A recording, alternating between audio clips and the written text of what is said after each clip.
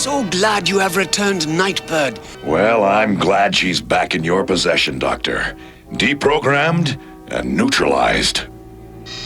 And safely locked up forever. Oh, nope, she's back. Hello, my baby. Hello, my honey. Hello, my ragtime gal. Son, you've kissed my wife. Baby, my heart's on fire. It's been a while since I reviewed a Masterpiece figure, mostly because I find with the Masterpiece line there's an imbalance between fun and frustrating. Yes, generally the figures have excellent engineering, they're bigger, and they look great, but transforming them can be such a hassle that it isn't worth it. I had the original Masterpiece Megatron at one point, but even though I was a fan of the character, I couldn't stand the figure. It had like 200 steps to transform it. No thanks. But hey, maybe one of the smaller ones won't be so bad, right? Enter the Nightbird. Shadow. From the Generation 1 Season 2 episode, Enter the Nightbird, which we already summarized in our review of her deluxe-sized figure, built by Dr. Fujiyama, who wanted to promote world peace by building a giant female ninja robot.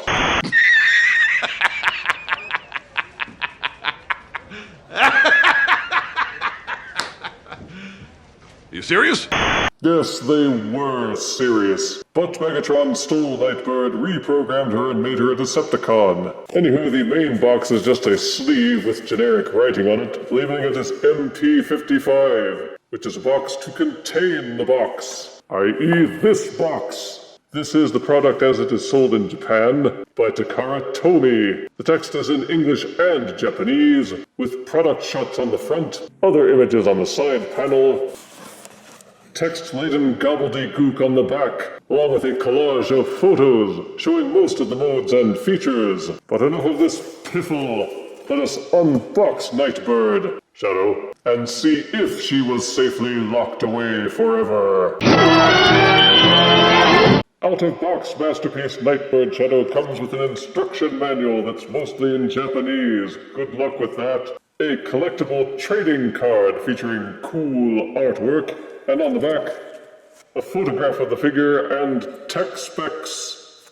Also included are 2 sword accessories with gold-painted highlights, 2 orange lightsaber accessories with purple-painted handles, a black-painted pistol accessory, a smaller black-painted pistol accessory, a pistol holster, 2 orange psi weapon accessories, a pair of ninja throwing star accessories, 3 purple translucent fire blast accessories, and a wacky alternative face.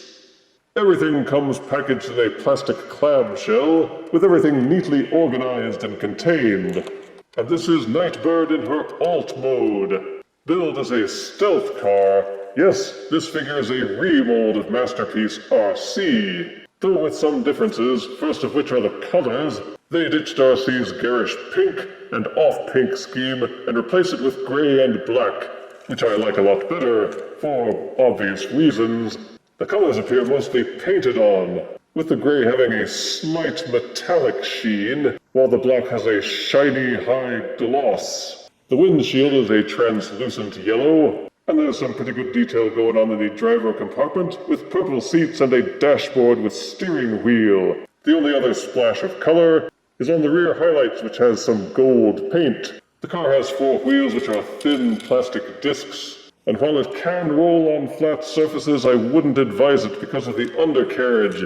Flip Nightbird over and you can see most of the femme bottiness, and unfortunately there are several parts which come into contact with the ground while in alt mode. The robot arms hang too low, and they don't peg in anywhere, so you'll probably scrape all the paint off her wrists. The helmet and head section juts down way too low in the front, and at the back the pelvis and waist section also hangs low, sweet chariot. Even Hasbro seemed to understand this, because the figure came packaged with some plastic squares jammed into these sections to give them extra protection. So be wary, you don't want to scrape off any of that paint you paid so much for. But as you know, death is your good buddy, and I found ways to jigger things so that there's less chance of the parts touching the ground. For example, the instructions show you having the hands folded up close down here, but that drags the forearm sections below the tires. It also shows the head and helmet section unfolded and tucked backwards.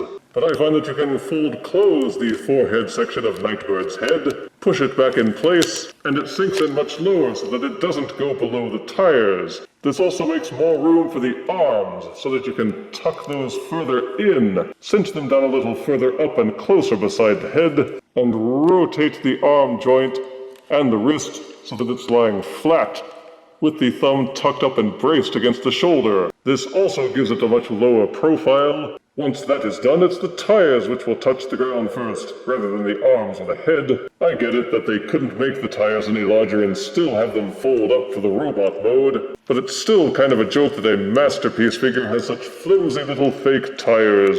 Boo! Either one of the handgun accessories can be slotted underneath the car near the front, but almost all of the weapon accessories can be fitted into these slots just above the rear tires. In fact, you pretty much have to do that in order to enable one mode which the instructions call the Fling Squirrel mode. Just slot in the saber weapons like so, then fit the size into these slots on the sabers.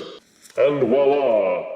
The stealth car is now a Fling Squirrel. Even the gun holster can be fitted into the side of the car, though you have to clear out other weapon accessories to make room for it. The only accessory that you really can't store in the alt mode is the alternate face.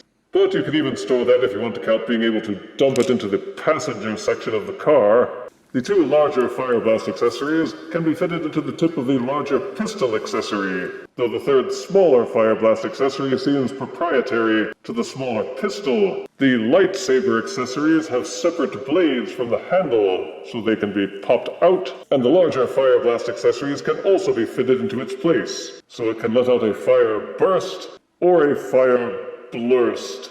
In each case with the weapon accessories, these tabs and these pegs are very small and possibly brittle, so exercise caution when swapping out these accessories to mix and match. The alt mode is pretty good all around, and has the same general heft and size of a contemporary Voyager-sized figure. Even comparing it to the smaller deluxe-sized figure, it doesn't seem all that much larger. And the psi weapons are actually a little smaller. Who'da thunk it? I don't think I'll go step by step through the transformation. Masterpiece figures are notoriously fiddly, and even this one has 41 steps. If you follow the included instructions, you will get it all figured out, even though it's written in Japanese.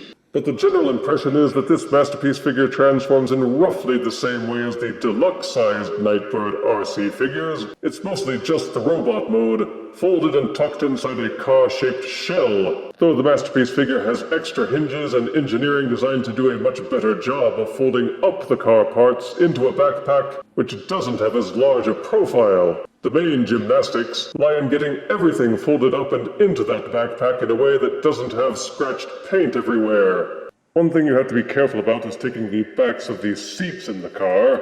Make sure that they are folded and angled backwards and tucked up underneath. Use one of the fire blast accessories as a lever if you have to. And then these sections of the car angle inwards slightly. You have to take the time to make sure that they are folded and angled so that they slope inwards slightly. Otherwise you won't have enough clearance to fold up sections of the backpack later on. Another tricky part of the transformation involves the rear windshield of the car.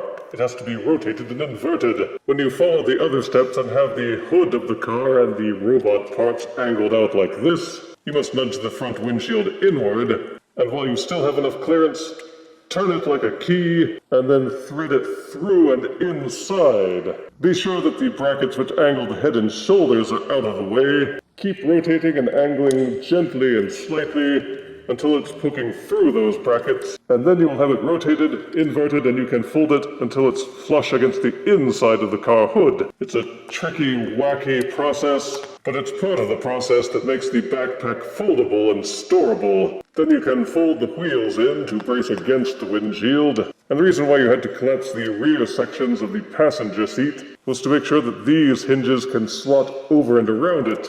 You will eventually feel it slot in, Then you can finish folding in the rear tires, clamp the neck and chest pieces into place. These tabs on the inside of the backpack are supposed to slot into these grooves near the back of Nightbird's chest, but it doesn't hold in very well. You can't get the angle quite right. By far and away the trickiest part is getting the top of the backpack section to marry up with the bottom of the backpack section. Everything has to be folded in just the right way so that these hinges can angle down right, and all the tire sections fold inwards at the same time. And it's almost impossible to collapse all of these car portions without some paint scrapage. Masterpiece Nightbird, Shadow, like Arcee, fares quite well in the transition to robot mode, with the pink and white all changed to gray and black.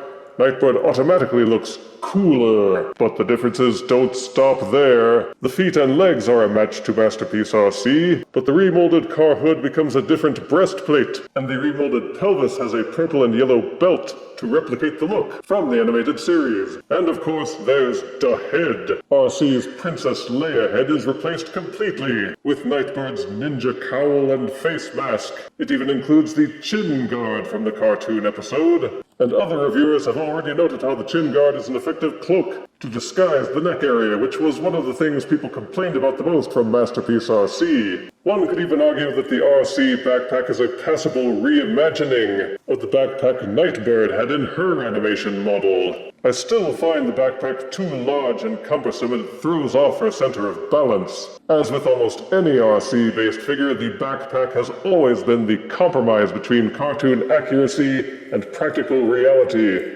The car shell had to go somewhere, and it went back here. But her proportions seem good, and definitely femme-body-ish, complete with a bodacious robot booty. But what's that, you say? Looks aren't everything? Then let's check out how she handles her many accessories. Ninja are reputed to be toughed to the nines with an array of tools to do their dirty, sinful business. And Nightbird is no exception. This being a Masterpiece figure, the hand has been rigged with a slot, and supposedly each weapon accessory is rigged to fit into this slot by means of these little tabs. I found that the degree of hold is hit or miss. Sometimes it works, sometimes it doesn't. So when you find that sweet spot where they hold, keep them there. There are also holding slots on the sides of the thighs. It's meant specifically to hold the gun holster, though other weapons can also be tabbed in. Be very careful because these tabs can break. The plastic is a bit brittle. Be gentle with it. It should be fine.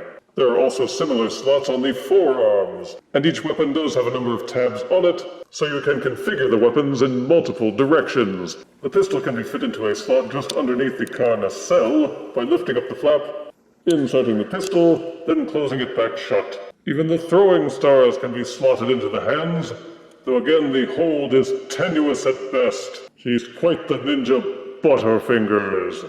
And of course you can still fit the fire blasts into the weapons, depending on how you wish to customize her appearance. An undocumented feature is that many of Nightbird's weapon accessories and fire blasts will fluoresce under black light. How many times will you actually be able to utilize that feature? Not many, perhaps. But it's still pretty cool. Whoa, whoa, whoa, whoa. An elegant weapon for a more civilized age. On the upside, you'll have plenty of options in how you choose to display Nightbird. On the downside, you'll have a lot of accessories that are either lying loose or kept in storage. It's an involved process to reach that zone where you've got the accessories pegged in and holding, and the figure posed, and to a degree where it doesn't fall over. Which brings up one of the main issues of the robot mode, and that's the backpack. There's no way to get rid of it, and it's always pulling her backwards. Having some kind of figure stand will almost be required because even simple standing poses are unstable. The backpack even gets in the way of that because the claws of most of these stands aren't big enough to get around it. To get any kind of grip, you have to kind of perch the figure on the claw and hope that it doesn't fall off. If anyone out there has a more reliable method, let me know in the comments. For articulation, Nightbird's head is both hinged and ball-socketed, so you can lean it forwards and backwards, and also rotate to the left and to the right. Each shoulder has a hinge, so you can square them up and down. They will also rotate freely, and they have a secondary hinge which can also be used for splaying out. The only hindrance is the backpack. There is a double-hinged elbow, an upper bicep swivel, the wrist will fully rotate, and is hinged so that it will fold in and out. Each hand is set up with a claw-like thumb that will fold up and down. The fingers will all fold inward, and also inward at the knuckle. The bottom 3 fingers are fused together, but the pointing finger can be moved independently. There is a full waist rotation, although the belt kind of gets in the way and you have to worry about scraping the paint. And there's also a very slight ab crunch. The belt gets in the way of her crunching her abs forward, and the pack gets in the way of the abs crunching backward, which robs her of the ability to do some really cool ninja crouching. The legs will kick forward, but the way her butt cheeks and her pelvis are shaped, they will not angle backwards. But you can splay the legs out. If you rotate them up, you can splay them out even further, though they don't have the same range of motion as some other figures that I've seen. There is an upper thigh swivel, a double-jointed knee. Her feet will fold forward very slightly, and backwards to a fair degree. There's also an ankle pivot to tilt them in and out, and the toes will fold up and down. All in all, the articulation's very good. I wish the feet could tilt forward some more, and I wish that ab crunch worked. I also wish you could rotate the thumbs, as well as angling the leg backwards, but you can't have everything. And they did give you quite a lot. Between the posability and the accessories, Nightbird, Shadow, can do all kinds of cool ninja poses to kick Optimus Prime in the face. Between the accessory slots on the figure itself and other slots on the accessories, you can fit almost all of the accessories onto the robot mode, no matter how silly it might look. But there's an elephant in the room to go over, and that's the alternative face. It classifies as a what the heck were they thinking moment. I mean, seriously, what's up with the mouth? But if you want to swap them out, fold back the ninja cowl, also prise off the face plate. This will expose Nightbird's face. Her angry face isn't actually that bad, so why you'd want to swap it out is anybody's guess. But to swap it out, go underneath the chin and push upward. That will unslot the head from the faceplate, revealing some nice sculpted detail underneath. Then use these slots on the side of the face and these grooves on the inside of the head. Drop the alternative face into those slots and push it down. Drop back down the cowl and voila, you've got the face traded out. Congratulations, I guess. But if, like most people, you're repulsed by the look of the alternate mouth, you can always pop the cowl back open, take the faceplate, and tab it back in to cover up that goofy-looking mouth. Smart owners will keep the default face in place and cast the other one into the pit. But there's another elephant in the room, and that is the so-called swan mode. You take these panels from her backpack, fold them out thusly, then lie her on her back, then balance her on those panels with her arms folded backwards and her legs hiked up.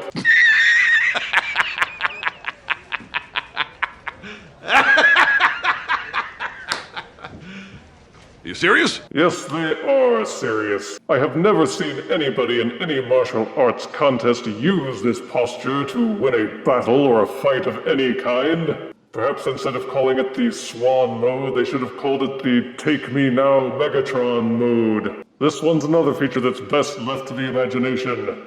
You weirdos. For size comparison, here is Masterpiece Nightbird next to Deluxe Nightbird. Here is Masterpiece Nightbird next to Kingdom Deluxe Arcee. And here is Masterpiece Nightbird next to Walgreens Simplified Optimus Prime. Hooah!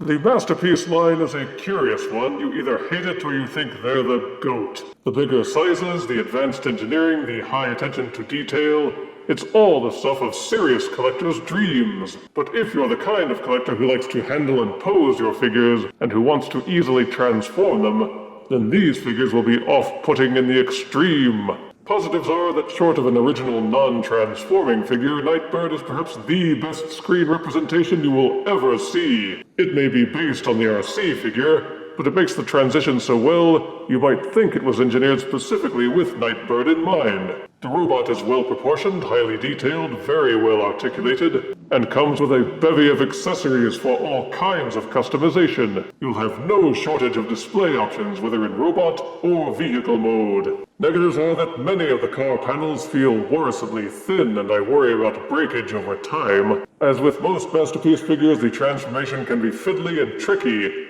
until you've done it a few times and gotten the hang of it. And even after that, you may find yourself leaving her in one mode for a long time, just so you won't have to go through the transformation process again. There are so many accessories that it borders on becoming clutter. And what's the dealio with that other face? You have to defy the instructions to get the car tires to touch the ground without dragging other parts and risking damage to the paint. The plastic tabs on the weapons are thin and brittle, so extreme care should be taken when placing them. The backpack throws her robot mode so off balance that she can't hold any of her poses without a support stand. But hey, if you want superior results, you usually have to put in a little extra work, and the payoffs with this figure can be amazing. I admit most of my gripes seem centered around how much they packed into it. More engineering, more transformation, more accessories, more everything. Which makes complaining about it seem a little ungrateful in retrospect. So I give Masterpiece Takara Tomy Nightbird Shadow 8 out of 10 deaths.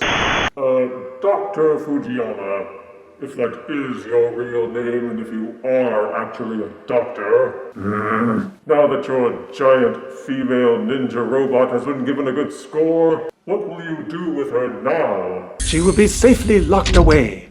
Forever. What? The Autobots let themselves get beat up by it because you said you wanted it back undamaged. Now you're just going to bung it into a pod and leave it? And you said you wanted it back intact for your research. What happened to that? And you invented the darn thing. Why would you need to research something that you created? This press conference is over. You can't run from the truth, Fujiyama. And the truth is, as a scientist, you stink.